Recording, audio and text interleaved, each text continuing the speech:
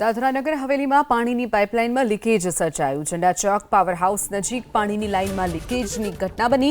પાણીની line leakage થતાં પાણીના ફુવારા રસ્તા પર ઉડતા નજરે પડ્યા। દાદરાનગર હવેલીમાં પાણીની પાઇપલાઇનમાં લીકેજ સર્જાયું હતું, જેના કારણે પાણીનો વેડફાટ થયો હતો। હજારો લીટર પાણીનો વેડફાટથી સ્થાનિકોમાં રોષ જોવા મળ્યો।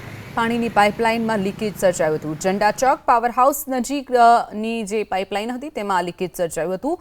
પાણીની લાઇન લીકેજ થતાં જ રસ્તા ઉપર પાણીના ફુવારા ઉડ્યા હતા। પાણીની લાઇનમાં લીકેજની ઘટના બની। પાણીની લાઇન લીકેજ થતાં પાણીના ફુવારા રસ્તા પર ઉડતા નજરે પડ્યા। દાદરાનગર હવેલીમાં પાણીની પાઇપલાઇનમાં લીકેજ સર્જાયું હતું, જેના કારણે પાણીનો વેડફાટ થયો હતો। હજારો લીટર પાણીનો વેડફાટથી સ્થાનિકોમાં રોષ જોવા મળ્યો।